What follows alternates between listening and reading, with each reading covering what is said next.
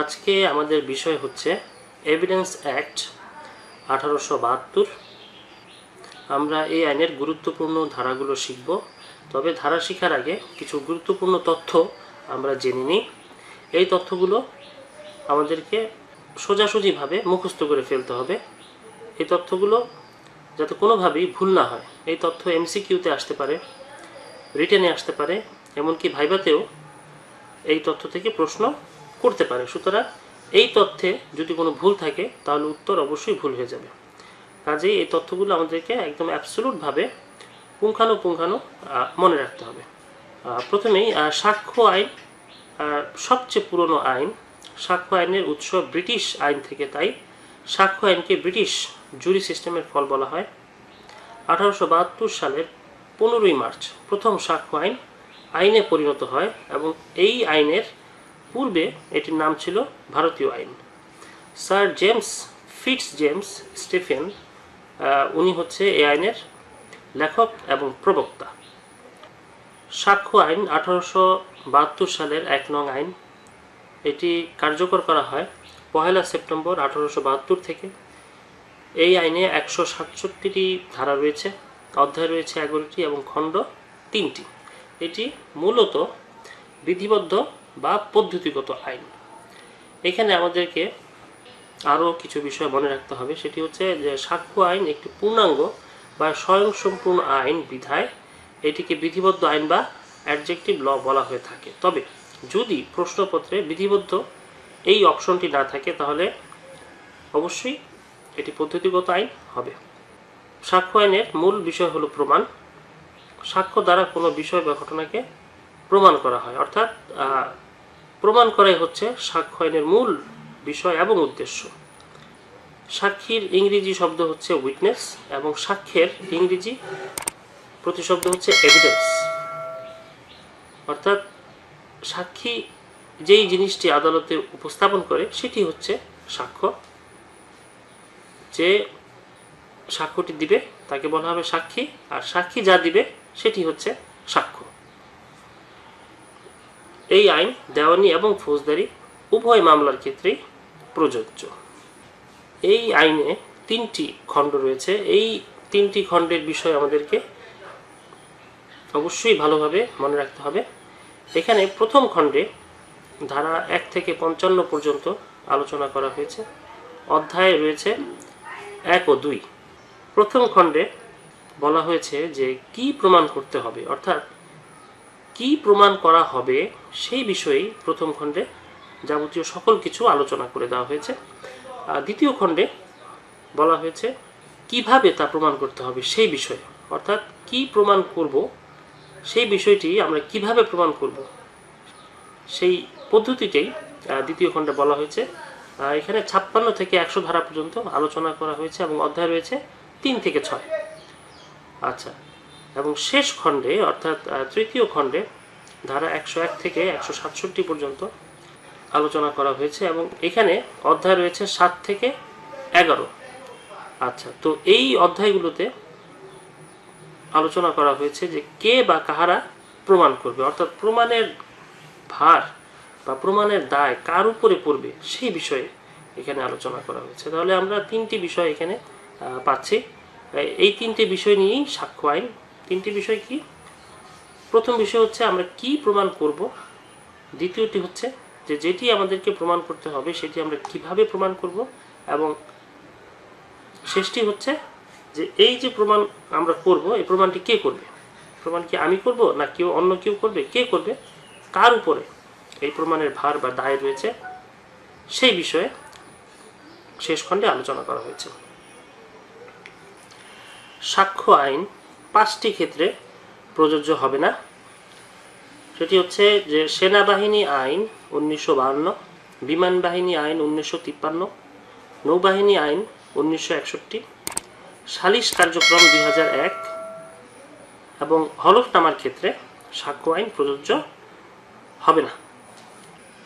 এবং যে সকল ক্ষেত্রে সাক্ষ্য আইন প্রযোজ্য হবে সেটি হচ্ছে যে বাংলাদেশের সকল বিচারিক আদালত ও ট্রাইব্যুনাল এই সকল ক্ষেত্রে সাক্ষ্য আইন প্রয়োগ করা যাবে এবং কোর্ট মার্শাল আদালতের জন্য সাক্ষ্য আইন প্রয়োগ করা যাবে।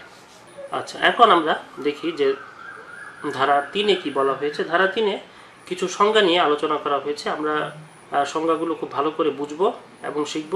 এই সংজ্ঞাগুলো যদি আমরা ভালোভাবে না শিখি বা না বুঝি, আমাদেরকে পরবর্তীতে সাক্ষ্য আইন বুঝতে কষ্ট হবে, আমাদের জন্য কঠিন হয়ে যাবে, আমরা বুঝবো না। সুতরাং আগে আমরা সংজ্ঞাগুলো বুঝে নিই। প্রথমেই আদালতের সংজ্ঞা দেওয়া হয়েছে। আদালত বলতে সকল জজ ও ম্যাজিস্ট্রেটকে বোঝাবে এবং যার বিচার করার ক্ষমতা আছে তাকে আদালত বলা যাবে।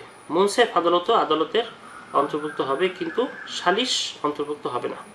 আচ্ছা, এখানে জজ, ম্যাজিস্ট্রেট এবং যারা বিচার করতে সক্ষম তাদের প্রত্যেককে আদালতের অন্তর্ভুক্ত করা হয়েছে, তাদেরকে আদালত বলা হয়েছে, কিন্তু কোনোভাবেই সালিশ কার্যক্রমকে, অর্থাৎ সালিশ যে বিষয়টি, সেটিকে আদালতের অন্তর্ভুক্ত করা যাবে না, সেটিকে আদালত বলা যাবে না।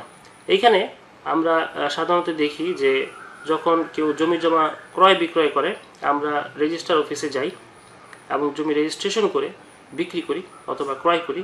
তো সেখানেও একজন ব্যক্তি রেজিস্ট্রেশনের কাজ করে থাকেন, তো সেটিও এক ধরনের আদালত। আবার যখন কোনো বিপণী বিতান বা হাসপাতাল বা রাস্তাঘাটে যখন কোনো মোবাইল কোর্ট বা ভ্রাম্যমাণ আদালত বিচার করে থাকে, তো সেই ভ্রাম্যমাণ আদালতকেও আমরা আদালতের অন্তর্ভুক্ত করব। সেখানে দায়িত্বপ্রাপ্ত ম্যাজিস্ট্রেটরা বিচার পরিচালনা করে থাকেন। শুধুমাত্র আমরা সালিশি যে কার্যক্রম, সেই সালিশি কার্যক্রমকে আমরা আদালত বলবো না। তারপরে বলা হয়েছে ঘটনা বা বিষয়, ফ্যাক্ট সম্পর্কে। এখানে পঞ্চ ইন্দ্রিয় দ্বারা, অর্থাৎ দেখা, শোনা, বোঝা এবং অনুভব করার মাধ্যমে কোনো কিছুর অস্তিত্ব অনুভব করলে তাকে ঘটনা বলে। ঘটনা অবশ্যই প্রত্যক্ষ হতে হবে। অর্থাৎ বিষয়টি কি? বিষয়টি অত্যন্ত সহজ, যে কোনো মানুষ তার যে ইন্দ্রিয়গুলো রয়েছে, যেমন সে চোখ দিয়ে দেখতে পায়, কান দিয়ে শুনতে পায়, তো এই বিষয়গুলোর মাধ্যমে, দেখা, শোনা, বোঝা এবং অনুভব করার মাধ্যমে যদি কোনো কিছু অস্তিত্ব অনুভব করে, তাহলে সেটি হবে ঘটনা, এবং সেটি অবশ্যই প্রত্যক্ষ হতে হবে। অর্থাৎ শোনা কথা হলে হবে না, যে আরেকজন দেখেছে আমি সেটি বলছি, এটি হবে না। আমাকে নিজেকে সেটি দেখতে হবে, তাহলেই সেটি হবে ঘটনা বা ফ্যাক্ট। যদি আমরা কয়েকটি উদাহরণ নিয়ে আলোচনা করি, এই বিষয়টি আরও পরিষ্কার হবে। এখানে প্রথমেই বলা হয়েছে কোনো বস্তু কোনো বিশেষ স্থানে যদি কোনো বিশেষ নিয়মে সাজানো থাকে, তবে এই অবস্থাটিও একটি বিষয়। এক ব্যক্তি কিছু দেখিয়াছে বা শুনিয়াছে, ইহা একটি বিষয়। তারপরে বলা আছে এক ব্যক্তি কিছু কথা বলিয়াছে, ইহা একটি বিষয়। এক ব্যক্তি কোনো নির্দিষ্ট মত পোষণ করিয়াছে, ইহা একটি বিষয়। আবার কোনো এক ব্যক্তির একটি খ্যাতি রয়েছে, সুনাম রয়েছে, ইহাও একটি বিষয়ের অন্তর্ভুক্ত। সুতরাং এই বিষয়গুলো প্রতিটি মানুষ চোখে দেখা বা কানে শোনা অথবা অনুভব করার মাধ্যমে অস্তিত্ব ফিল করে। সো এগুলাকে আমরা ঘটনা, ফ্যাক্ট অথবা বিষয় বলতে পারি। আচ্ছা, তারপরে আমরা দেখব যে বিচার্য বিষয়, ফ্যাক্ট ইন ইস্যু। বিচার্য বিষয় কি? যা কোনো তর্কিত বিষয় স্বীকার কিংবা অস্বীকার করে, তা হলো বিচার্য বিষয়। বিবাদী বাদীর দাবি স্বীকার করে নিলে বিচার্য বিষয় গঠন করা যাবে না। অর্থাৎ বিষয়টি খুবই সহজ, যে এক পক্ষ যেটি দাবি করছে, অপর পক্ষ যদি সেটি অস্বীকার করে, তাহলেই সেখানে বিচার্য বিষয় তৈরি হলো। যদি এমন হয় যে বাদী যা দাবি করছে বিবাদী তা মেনে নিয়েছে, তাহলে এখানে কোনো বিচার্য বিষয় নেই। বিচার্য বিষয় সেখানেই থাকবে যেখানে দ্বিমত পোষণ করা হবে। আচ্ছা, একটি উদাহরণ নিয়ে আলোচনা করলে বিষয়টি আরও পরিষ্কার হবে। রহিমকে হত্যার অপরাধে করিম উপযুক্ত। বিচারকালে নিম্নলিখিত বিষয়গুলো বিচার্য বিষয় হতে পারে। অর্থাৎ রহিম খুন হয়েছে, খুন করেছে কে? করিম। অর্থাৎ রহিমকে খুন করেছে, খুনের দায়ে করিমকে অভিযুক্ত করা হয়েছে। তাহলে এখানে কি কি বিচার্য বিষয় তৈরি হতে পারে আমরা দেখি। আচ্ছা, প্রথমেই বলা হয়েছে যে করিম রহিমের মৃত্যু ঘটিয়েছে কিনা। তারপরে করিম রহিমের মৃত্যু ঘটানোর ইচ্ছা পোষণ করেছিল কিনা। করিম রহিমের নিকট হতে গুরুতর আকস্মিক উত্তেজনা পেয়েছিল কিনা। এবং আরেকটি হচ্ছে যে রহিমের মৃত্যু ঘটানোর সময় করিম মানসিকভাবে অসুস্থতা মানসিকভাবে সে অসুস্থ ছিল কিনা, অর্থাৎ মানসিক অসুস্থতার কারণে সে তার কৃতকর্মের পরিণতি সে বুঝতে সক্ষম ছিল কিনা। এই 4টি বিষয় এখানে বিচার্য বিষয় হিসেবে রয়েছে। তো এই 4টি বিষয় যদি প্রমাণিত হয় তাহলে পরিষ্কার হয়ে যাবে রহিমকে হত্যার অপরাধে করিম দোষী কিনা, এবং দোষী হলে কতটুকু দোষী, কতটুকু দায়ী, সে বিষয়টি একদম পরিষ্কার হবে। তারপর দলিলের সংজ্ঞা দেওয়া হয়েছে। ব্যবহার হইতে পারে অথবা ব্যবহারের উদ্দেশ্যে কোনো পদার্থের উপর কোনো অক্ষর, সংখ্যা বা চিহ্নের সাহায্যে বর্ণিত কোনো বিষয়কে দলিল বলে। অর্থাৎ দলিল বলতে আমরা কি বুঝব?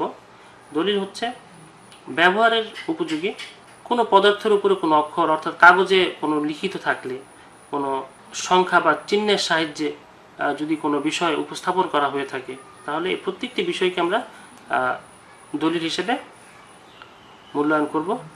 যদি উদাহরণ দিই আর একটু পরিষ্কার হবে, যে কোনো প্রকারের লেখা একটি দলিল, মুদ্রিত, লিথোগ্রাফকৃত অথবা ফটোগ্রাফকৃত সকল শব্দই দলিল। কোনো মানচিত্র বা নকশা একটি দলিল। কোনো ধাতুখণ্ড বা প্রস্তরখণ্ডের উপর কিছু খোদিত থাকলে তাহা দলিল। একটি ব্যঙ্গচিত্রও দলিল হিসেবে অন্তর্ভুক্ত হবে।